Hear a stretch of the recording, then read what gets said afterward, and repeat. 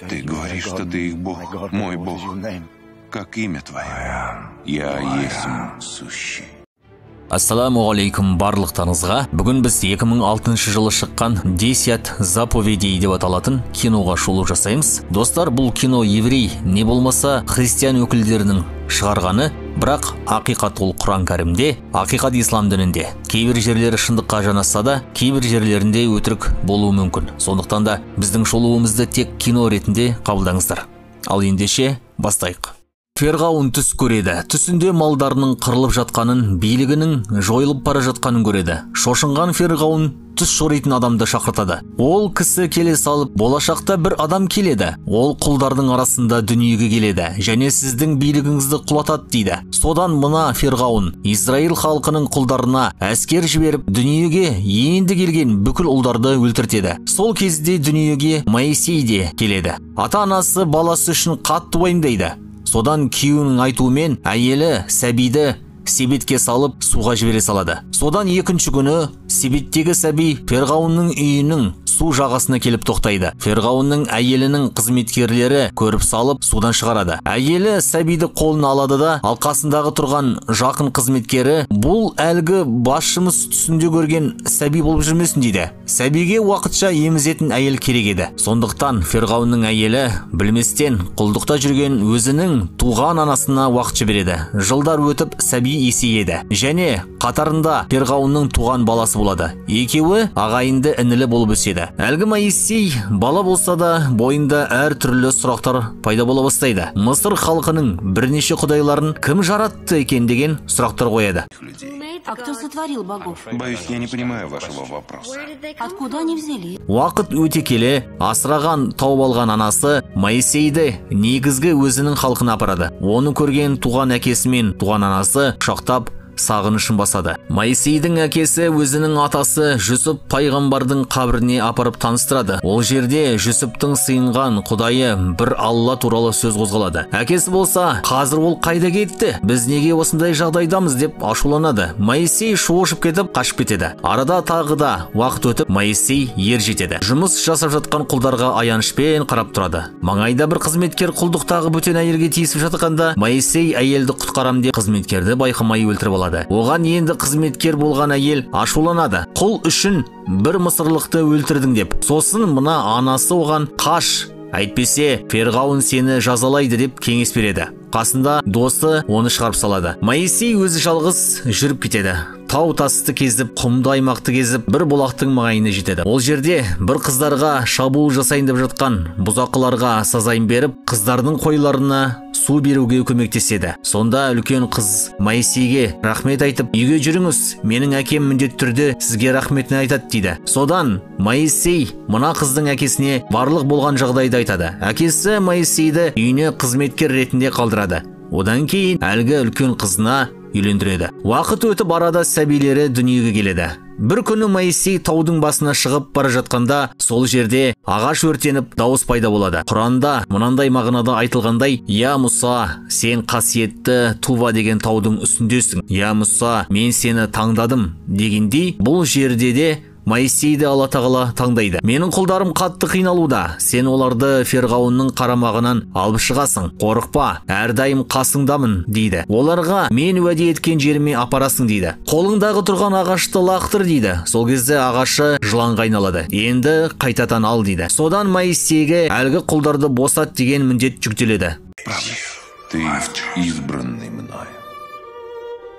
Моисей қашып келеді де еңкілдеп жылайды. Содан ауылмен қоштасып, әйелі бала-шағасымен қайтадан Мысырға аттанады. Ол жерде асыраған анасы күтіп алады. Анасы болса, қазір басшы ретінде сенің бауырың Рамзес таққа отырды.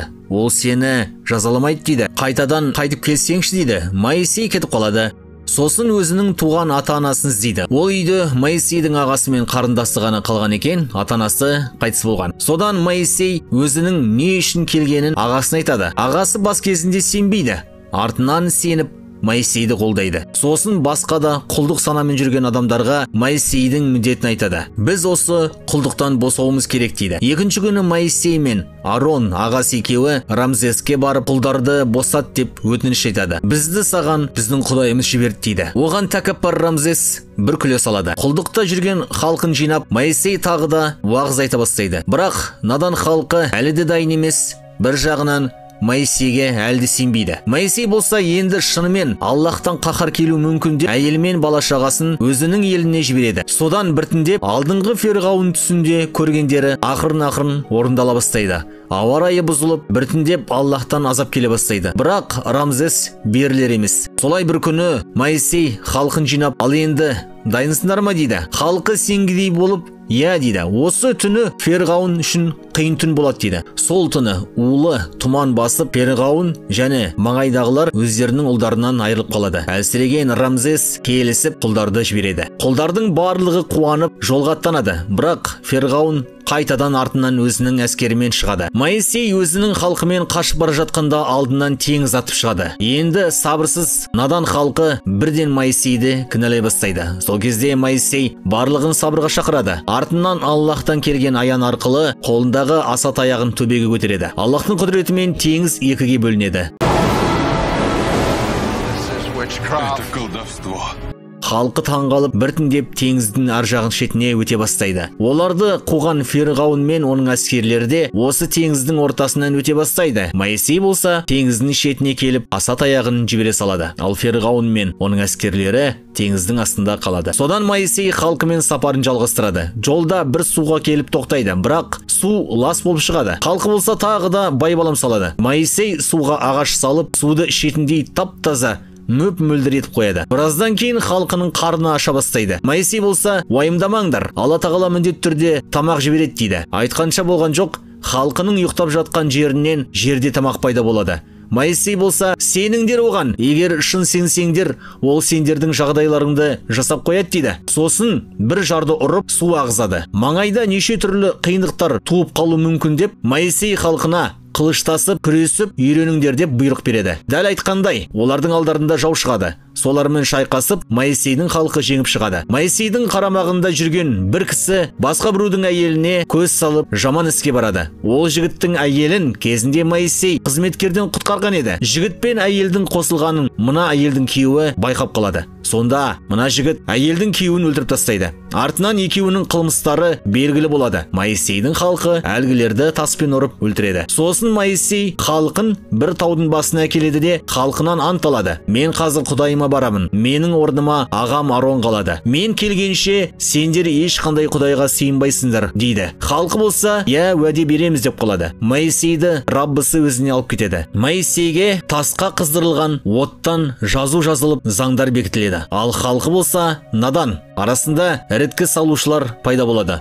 Олар болса, біз немене, енді Моисейсіз ештеңе жасай алмаймыз ба деп халықты азғыра бастайды. Содан шайтан жай отыра ма? Шайтан малғын оларға Құдайдың бейнесін жасаңдар деп азғындық сөздер айтады. Ағасы Арон болса, берген уәдесін ұмытады. Моисей тасқа қажалған жазуларды әкеле жатса, барлығы бұзауға сыйынып жатыр екен. Моисей айғайлап ашуланып келеді де ағасына барлығын ұрсады. Сендер уәде бердіңдер ғой, басқа Құдайға сыйынбаймыз деп. Енді мынау не дейді? Халқының жартысы Моисейге қарсы шығып кетеді. Содан екі жақ соғысып, ана іріткі тудырушылар жазасын алады. Содан кейін Моисей халқынан тағы да сөз алып, тауға барып, қайтадан тасқа жазылған заңдарды алып келеді. Сосын халқына қарап, осыдан бастап сендерде бірақ қана құдайларым болады. Осыдан бастап сендер өтірік айтпайсыңдар, адам өлтірмейсіңдер, зина жасамайсыңдар, жетімді ренжітпейсіңдер деген сияқты сөздерді заңдарды айтады. Сосын сол тасын құрметтеп тығып жолға аттанады. Халқына уәде етілген жерге бара алмай қалса да, Моисей ең соңында өз көзімен сол жерді көреді.